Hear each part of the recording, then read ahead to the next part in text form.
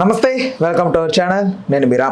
శ్రీకాంత్ గారి కొడుకు రోషన్ కొత్త చిత్రం ఛాంపియన్ టీజర్ అయితే రిలీజ్ అయింది. వైజయంతి మూవీస్ మోస్ట్ ప్రెస్టీజియస్గా ఈ చిత్రాన్ని తెరకెక్కిస్తోంది. అయితే ఈ టీజర్కి సంబంధించి మంచి రివ్యూ సినీ మరియు రాజకీయ విశ్లేషకులు దాసి విజ్ఞాన్ గారు అడిగి తెలుసుకుందాం.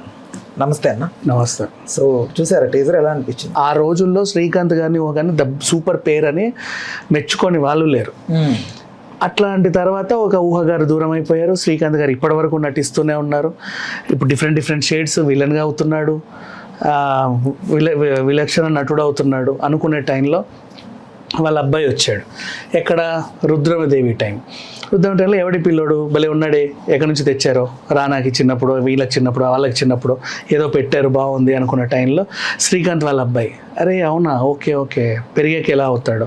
కొంచెం పెరిగిన తర్వాత నిర్మలా కాన్వెంట్, ఒక యూత్ఫుల్ టీనేజ్ స్టోరీ. ఆయనకు సపోర్ట్గా నాగార్జున గారు ఉండడం దాంట్లో. ఆ సినిమా మంచి హిట్, స్టోరీ కూడా చాలా క్యూట్గా ఉంటుంది. సరే, ఆ సినిమా హిట్ అయింది. ఈ పిల్లోడిని ఏం చేద్దాం, ఇంకొంచెం ముదిరితే బాగుండు అనుకున్నారు.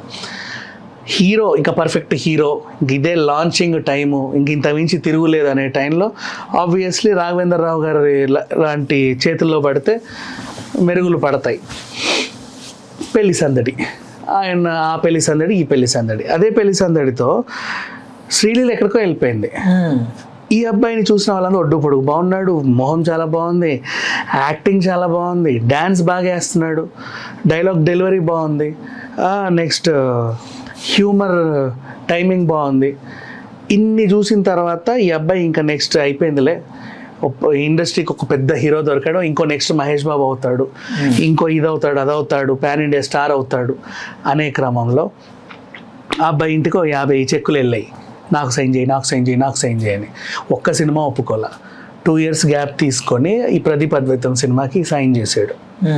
ఏముందో మరి, 50 సినిమాలు వద్దన్నాడు అంటే ఏంటి ఇతని స్ట్రాటజీ, ఏం చూసుకొని. సరే ఏంటో 3 ఏళ్ళు కష్టపడి షూటింగ్ చేశారు. ఇప్పుడు చిన్న టీజర్ వచ్చింది, మొన్న ఒక పోస్టర్ వచ్చింది. చూస్తే అసలు ఏంటో ఇది ఒక స్పోర్ట్స్ డ్రామా అని అప్పుడు తెలిసింది. ఏ స్పోర్ట్స్ డ్రామా ఏంటి అనేది అర్థం చేసుకున్న టైంలో హైదరాబాద్కి చెందిన మైకల్ సి విలియమ్స్ అనేటువంటి ఒక ఫుట్బాల్ ప్లేయర్, ఆయన బ్రిటిష్కి చెందినటువంటి కొంచెం అటు ఇటు చెందినటువంటి మనిషి, ఇక్కడ పనిచేస్తున్నాడు. దేశ స్వాతంత్ర టైంలో ఆయన కీ రోల్ పోషించాడు. ఆయన ఒకనొక టైంలో క్వీన్ ఎలిజబెత్ని కలుసుకునే అవకాశం వచ్చింది. ఆ టైంలో దేశం కోసం ఆడే ఛాన్స్ కూడా వచ్చింది. నెక్స్ట్ ఆయన దేశం కోసం ఆడే టైంలో ఒక అమ్మాయిని ప్రేమించాడు, ఆడలేకపోయాడు, వదులుకున్నాడు. ప్రేమ, దేశభక్తి, ఈ భావోద్వేగాలన్నీ కలిసి ఒక టైప్ ఆఫ్ ముద్రలో నలిగిపోయాడు. అండ్ అందరికీ బాగా సుపరిచిత వ్యక్తి. స్వతంత్ర పోరాటంలో వీళ్ళు మనకు తెలిసిన, ఇప్పుడు కూర్చొని ప్లకార్డులు పట్టుకొని రోడ్డు తిరిగినారు. ఇప్పుడు మన ఈ ఫ్రీడమ్ ఫైటర్సే కాకుండా కీలకంగా ఇంకా చాలామంది పాత్రలు పోషించారు.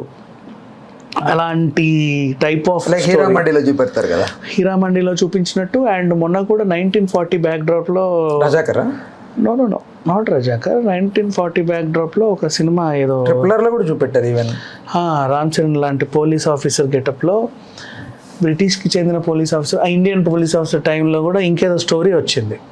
అదేంటో నాకు తెలియదు, మర్చిపోయాను నేను.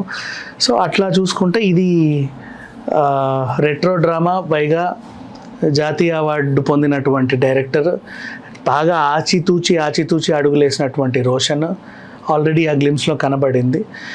December 25th వస్తున్నారు వీళ్ళు.